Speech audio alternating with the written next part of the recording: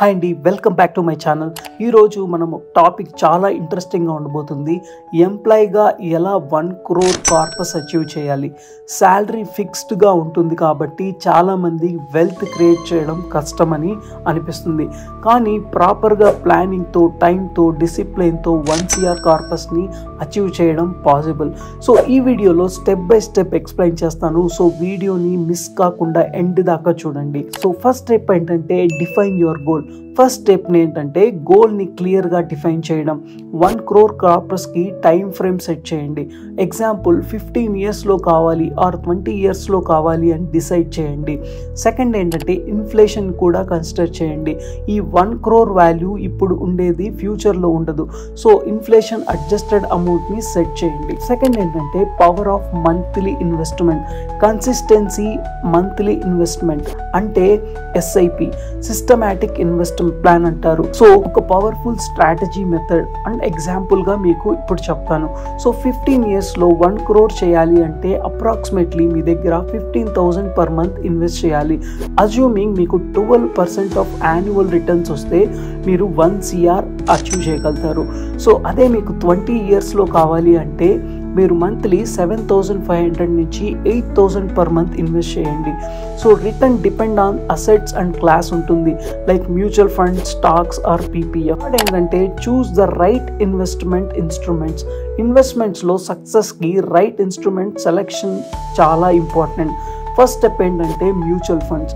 Mutual ఫండ్స్లో మనకి చాలా డిఫరెంట్ ప్లాట్ఫామ్స్ ఉన్నాయి. సో జీరోదా, గ్రో ఇలాంటి ప్లాట్ఫామ్స్లో లాగిన్ అయ్యి మీరు అకౌంట్ క్రియేట్ చేసుకోండి. సో ఈ డీటెయిల్స్ నేను డిస్క్రిప్షన్లో ఇచ్చాను, ఒకసారి వెళ్ళి విజిట్ చేయండి. సో అక్కడ మీరు ఈక్విటీ ఫండ్స్, మ్యూచువల్ ఫండ్స్ని ప్రిఫర్ చేయడానికి లాంగ్ టర్మ్ గ్రోత్ని ట్రై చేయండి. Example Nifty index funds or large cap ఫండ్స్ని ట్రై చేయండి.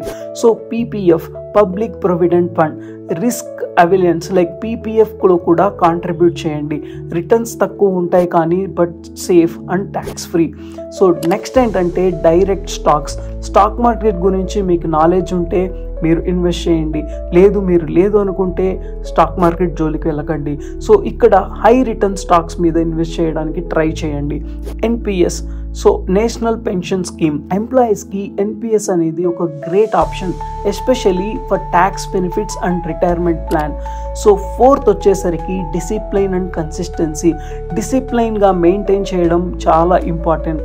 ఇన్వెస్ట్మెంట్ని మ్యూచువల్గా చేయడానికి ఎస్ఐపి ఉంది, అలాగే ఆటోమేట్ కూడా చేసుకోవచ్చు. So markets up and down అవుతూ ఉంటాయి, ఇన్వెస్ట్ చేయడం స్టాప్ చేయకండి. లాంగ్ టర్మ్ పేషెన్స్ అనేది మెయింటైన్ చేయండి. అందుకే డిసిప్లైన్ అండ్ కన్సిస్టెన్సీ అనేది ఇంపార్టెంట్. సో ఫిఫ్త్ ఏంటంటే రెడ్యూస్ అన్నెసెసరీ ఎక్స్పెన్సెస్.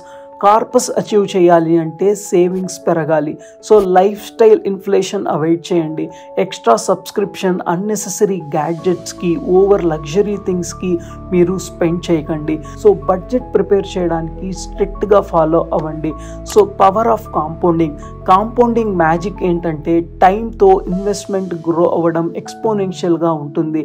ఎగ్జాంపుల్ 20 yearsలో 5,000 per month ఇన్వెస్ట్ చేస్తే అప్రాక్సిమేట్లీ మీ దగ్గర 50 to 55 lakhs గ్రో అవుతుంది.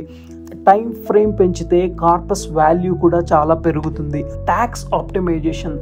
ట్యాక్స్ కూడా ఇన్వెస్ట్మెంట్లో చాలా ఇంపార్టెంట్ రోల్ ప్లే చేస్తుంది. ఈఎల్ఎస్ మ్యూచువల్ ఫండ్స్లో ఇన్వెస్ట్ చేయండి, which gives both tax savings and good returns.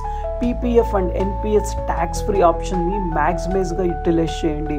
Friends, ఈ 1 year కార్పస్ అచీవ్ చేయడం చాలా పేషెన్స్తో కూడుకున్న విషయం.